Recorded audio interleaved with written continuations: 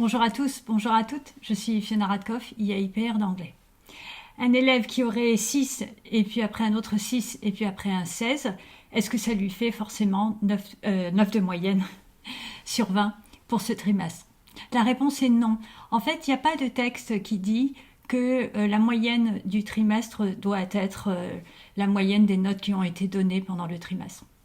Vous pouvez très bien ne pas compter une note, ne compter que la note qui finalement prouve le niveau qu'il a visé. Je fais un peu la comparaison des fois pour que les professeurs comprennent bien avec le permis de conduire. Si quelqu'un a échoué 2 fois au permis de conduire et le réussit une fois, est-ce qu'on va demander au candidat qu'il le repasse parce qu'il a déjà échoué 2 fois? Non, s'il a réussi, il l'a réussi. Et donc imaginons que en compréhension orale, il n'est pas compris une fois, puis il n'est pas compris, et puis après il comprend la stratégie qu'il faut mettre en œuvre pour prouver qu'il a compris, ou il a plus de compétences en compréhension orale. Et que la 3e note, c'est une bonne note. Vous pouvez très bien ne pas compter les premières notes et garder juste la note finale. En fait, là où c'est obligatoire, c'est rendre compte du niveau de l'élève. La moyenne du trimestre doit rendre compte de ce niveau. C'est ça qui est le plus important.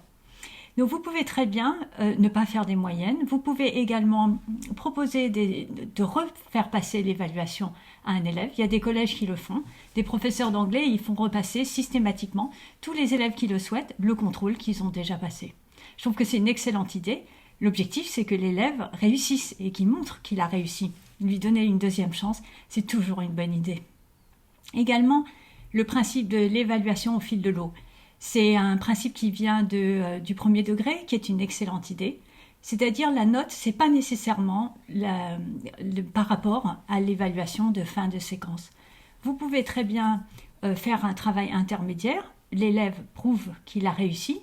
Vous lui mettez une note qui correspond à cette réussite. Et s'il réussit moins bien en évaluation finale, vous pouvez décider de ne pas la compter et de compter juste la meilleure des 2 notes. Et vous le dites aux élèves. Vous dites, si vous voulez, vous pouvez passer avant. Si c'est mieux, je le compte. Et puis si c'est pas mieux, c'est pas grave, on ne le compte pas. L'avantage de l'évaluation au fil de l'eau, c'est que l'élève travaille tout au long de la séquence. Ça lui donne plusieurs chances. Ça donne moins de stress aux élèves pour réussir juste à un moment donné en fin de séquence. Donc les élèves travaillent de manière plus régulière puisqu'ils ont plusieurs chances. Ils sont moins stressés pour l'évaluation finale.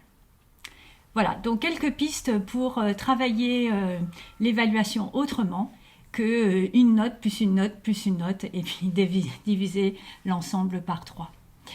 Voilà, je vous souhaite à tous et à toutes une excellente continuation. Au revoir.